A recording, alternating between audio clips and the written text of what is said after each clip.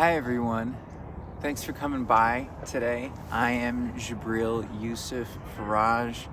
Welcome. I just published my first novel, a young adult fantasy book called Guardians of the Cosmic Clocks, The Emerald Tablets, and I want to read a little bit of it with you today. Guardians of the Cosmic Clocks, The Emerald Tablets, Book 1 by Jibril Yusuf Faraj. For all the little girls and boys who are destined to change the world. Chapter 1. How much is ever enough? As a blood-red sun descended over the Nashville Evergreens, a little black girl peered out her second-story window, gazing longingly at the horizon. It was the last day of summer, and Zya Nicole Jenkins didn't want it to end.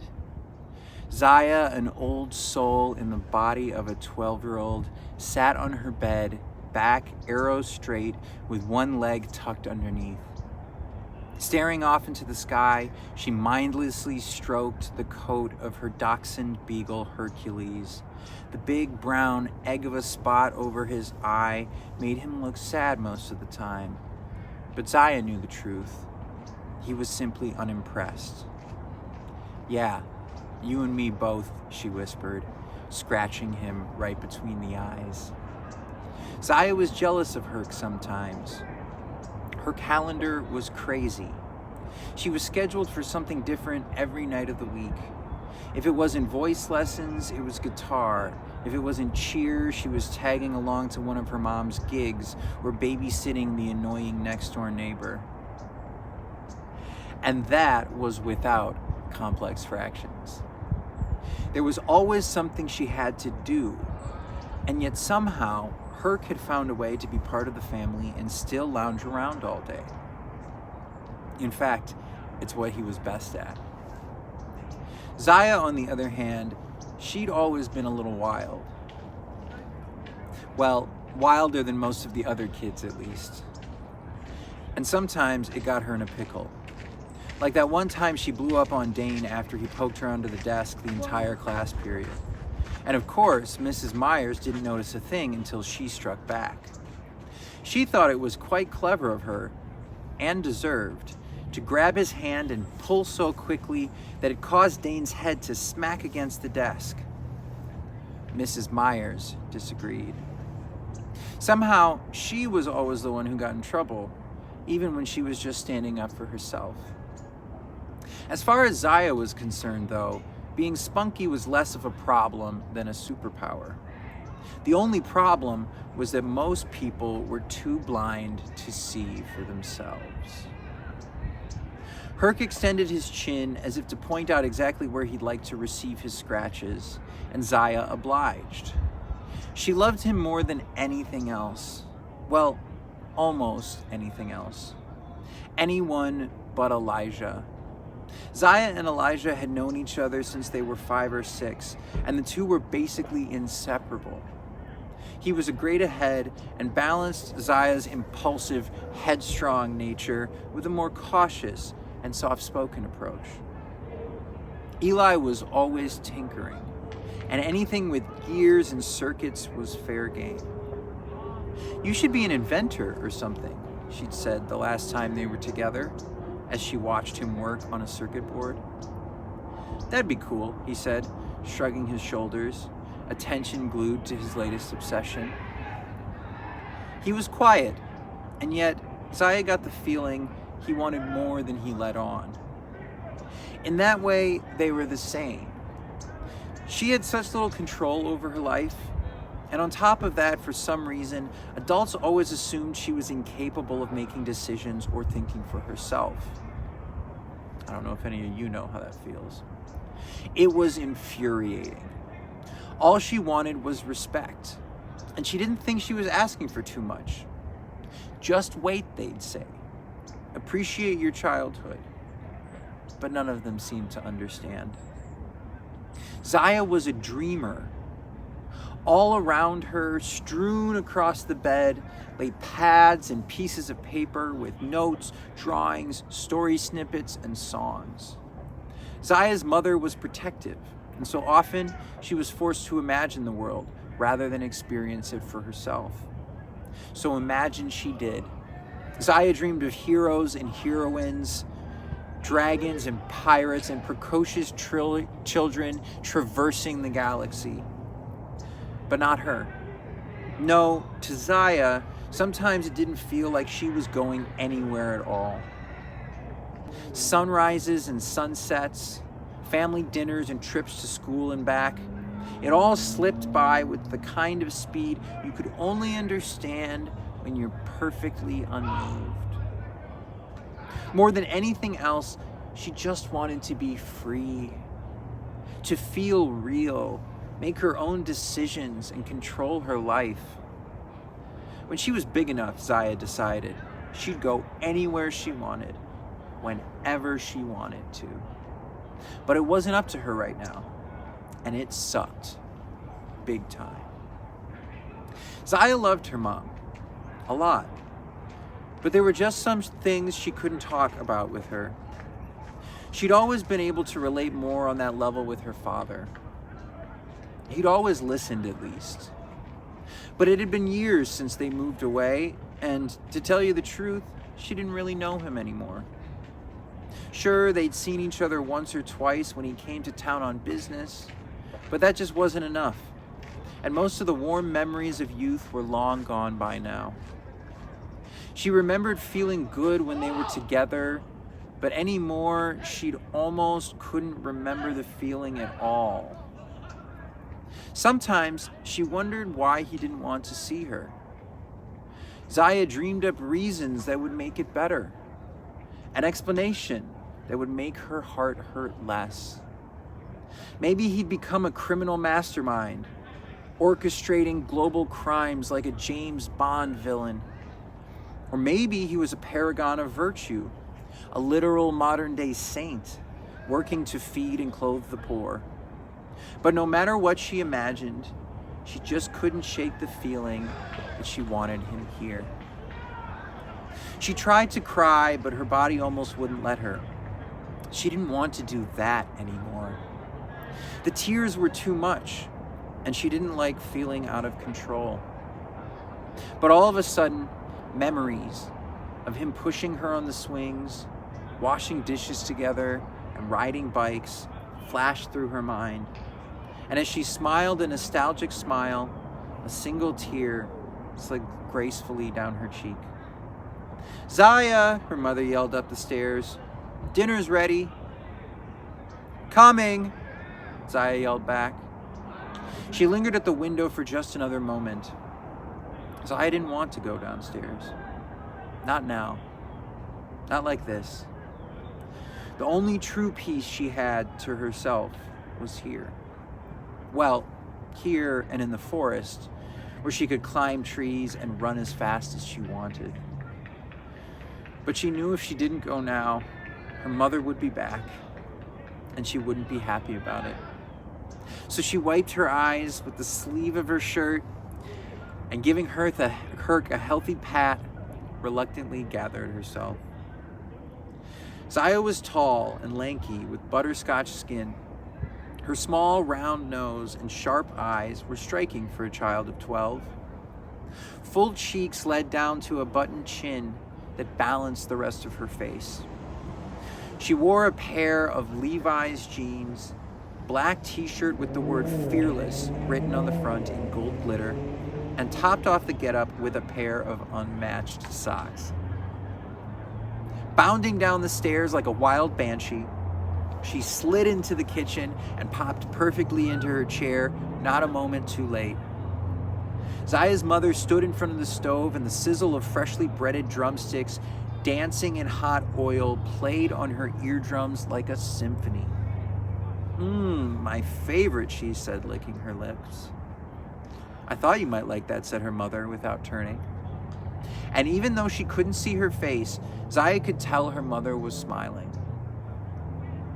Her mom placed a drumstick and a thigh on a plate next to mac and cheese, mashed potatoes, and broccoli, and placed the plate in front of her. Antonio, her mom's live-in boyfriend, was already digging in. So Zya sunk her teeth into the crunchy skin. She took another bite and wondered while chewing why her mom and Antonio didn't just get married already. But that was adult stuff, she told herself, shrugging off the thought. I'm telling you, he said in between crunches, you could sell this stuff. Zya rolled her eyes. Her mom's cooking was good, but it wasn't first place at the state fair good. Good? Her mother asked over her shoulder. Zya said, mouth packed to the brim. Zya didn't like to brag. She was a bit of a genius. Socially, that is. She knew how to say just enough to satisfy the grown-ups without saying too much. That was the trick. Don't say too much. She almost always got in trouble when she said too much. It was a delicate balance, and she played the game well. Then again, as an only child, she'd been dealing with them her whole life. I was planning to meet up with Elijah after dinner, Zya said, swallowing her food. It's the first day of school tomorrow, her mother said without looking up. You need to get your rest. Zya took another bite. She stared down at the table, avoiding eye contact. But her mother didn't even turn around to witness the performance. Besides, have you practiced your guitar today? You're not going anywhere until that's done. Don't forget, you've got your voice lessons tomorrow night too. Zya let out a groan. Her mother had had enough. Turning around, she shot a look of daggers. You can put that attitude right back where it came from, young lady. This time, she waited for her mother to turn back to the stove before making a face. And oh, it was a magnificent face. Tongue thrust through her lips like a defiant little flagpole. But Antonio caught her in the act. Don't disrespect your mother like that, he said. After all she does for you. She made a face at him too. You're not my father. No, he sure isn't, her mother snapped. Antonio didn't walk out on us. Zya dropped the unfinished drumstick on her plate and her chair screeched against the kitchen floor as she pushed herself back from the table. Don't test me, her mother warned. Zya glared intently, like she was trying to make her mother disappear. And then, in the lightest turn, she spoke with a calm, conciliatory tone. I'd like to go to bed early, please. If you think that's best, her mother said, turning back to the food. Zya was furious. All of her pent-up frustration was on the verge of boiling over. She fantasized about stomping her way up the stairs, but she knew that was a shortcut to a whooping, so she restrained herself. She walked straight up to the second floor, through her bedroom door, and locked it behind her with a click. She was tempted to pout and feel sorry for herself, but she wasn't a baby anymore. She was 12. Pouting was for babies. Besides, Zya knew throwing a tantrum wouldn't get her anywhere. So she gathered herself with a big, deep breath, and a wave of calm washed over her. If she wanted something different, she'd have to do something different. And she knew what she had to do. Chapter 2. What follows is of our own choosing. Zya plopped herself down on the side of her bed, grabbed her phone, and sent Eli a text. Meet you by the tree in 15? She laced up her trusty pair of bright red Converse All-Stars, pulled a light black beanie over her short, shoulder-length braids, and finished off the look with her favorite forest green bomber jacket. Zya hoisted her bedroom window and climbed out onto the slanted roof, shimmying down the trellis on the side of the house. Just as her rubber soles hit the padded lawn, the phone buzzed in her pocket. It was Elijah. Not if I beat you there. Zya smiled, taking off at full speed. The tree was a full-figured 200-year-old oak, hidden back in the not-so-little forest between their subdivisions. They hadn't quite turned it into a tree house. It deserved to stay wild with the other trees. But they'd installed a tire swing and nailed a handful of 2x4s into the trunk for a foothold. In this way, they were able to climb all the way to the top. Zya and Eli had come here so many times over the years. It felt like their own little Terabithia, a magic place where anything could happen and imagination was alive. Zya felt like herself when she propped up in its branches. They'd sit there for hours, talking about their lives, parents, why ants always seem to walk in single file, or quite possibly absolutely nothing at all. "Do you think we'll be like the adults when we grow up?" Zya asked Elijah one sunny afternoon as they sat there high in the branches of the old oak. "I don't know," Elijah said. "I guess." "Why?" "Sometimes I don't want to," she said. "I don't get them." Elijah nodded. "Like when they want you to do something and you ask why and all they say is because I told you so?" She sighed. "Exactly." "It's almost like they can't remember what it was like to be a kid," Elijah theorized. Zya's eyes got big. "Do you think we're going to forget what it's like to be us?" "Honestly, I don't know," Elijah said, in that rather matter-of-fact tone he'd take every now and then. "I wonder what happened to them," Zya said. "Well," Elijah unwedged his foot to start back down, "maybe we'll turn out different." Zya was a strong runner. In fact, Elijah had started prodding her to try out for track and field. He was silly. That's what he was. Besides, high school wasn't for another couple years, and the middle school tryouts weren't till spring. So she didn't have to decide anything just yet. At that very moment, she popped through the trees and spotted her friend, standing underneath the old oak, panting, hands on his hips. "Took you long enough," Elijah said with a mischievous side-eye smirk, as they greeted each other with their very own secret handshake. "Honestly, it's a miracle I'm even here." "There's something I need to show you," he said, without any pomp or circumstance. "Follow me." They went urgently, and yet at a comfortable pace. As Zya and Eli ran, the leaves and branches crackled underfoot. There was a kind of peace and a rhythm to their stride. It was the kind of jog run only a teenager can execute properly. Almost clumsy and yet efficient in its own right. The sun was just starting to set, and soon enough the light would be gone. Even now, it began to wane, so that Zya had to strain her eyes. "How much farther?" she asked. "It's just over here," Elijah said, speeding up the hill. Zya followed, and indeed, as they reached the top, she could see a bluish-white glow oozing through the trees ahead. By the time she caught up, Eli was bent over, hands on his knees, and for some reason, she could only see his outline. Zya caught her breath. Now she could see why. Behind her friend was the source of the soft blue light. It appeared at first glance to be shaped like a door, but this door didn't have any hinges or a handle, and it didn't have a frame either. In fact, there was nothing else whatsoever.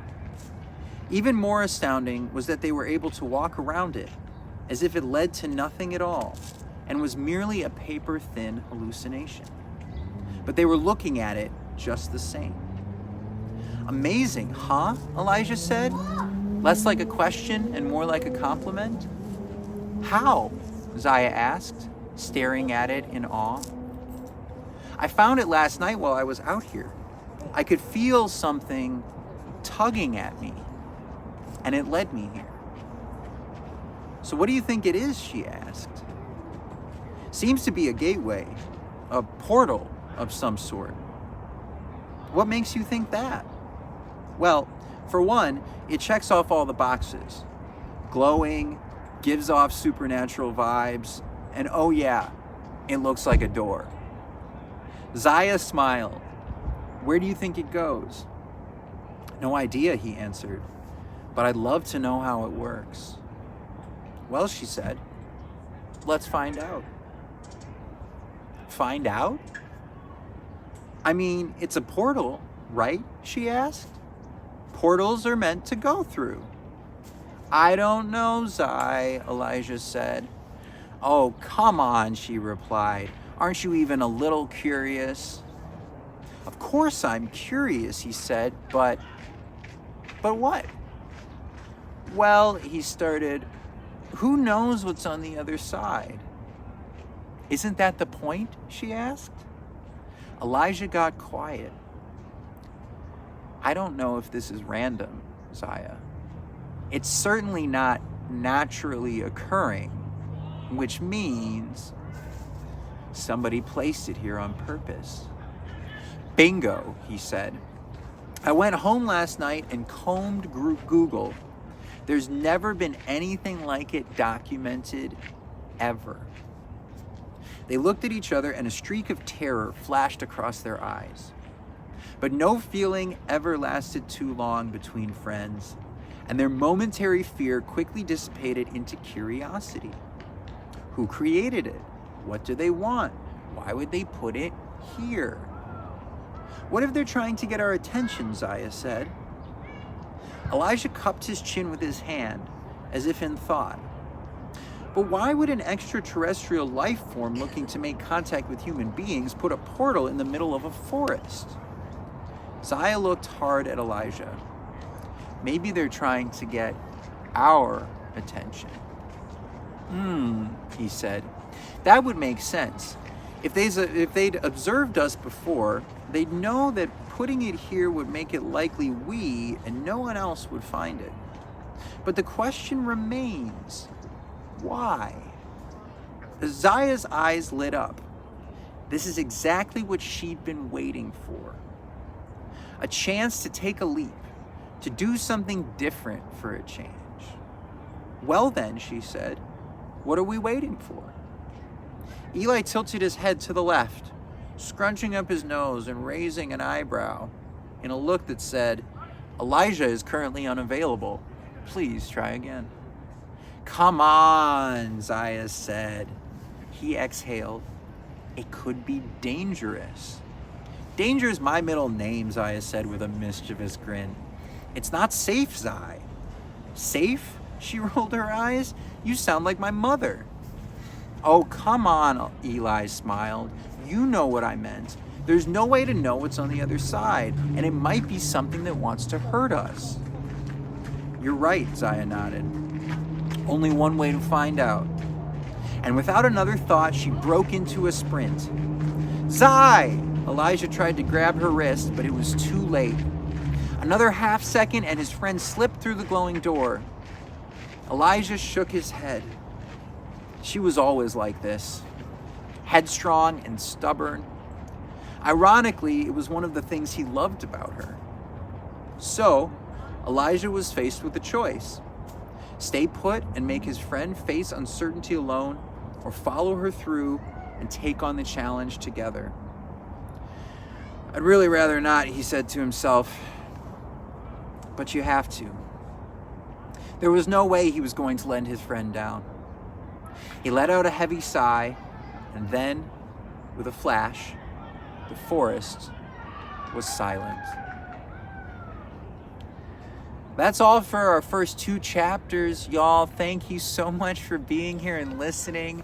I hope you like what you heard. If you're still here, please, and you like more, go check out the book. It's called The Guardians of the Cosmic Clocks, The Emerald Tablets, and it is out right now on Apple Books, Barnes & Noble, Amazon. You can get it as a paperback or an ebook, And I really hope you fall in love with this story and Zya and Elijah as much as I have.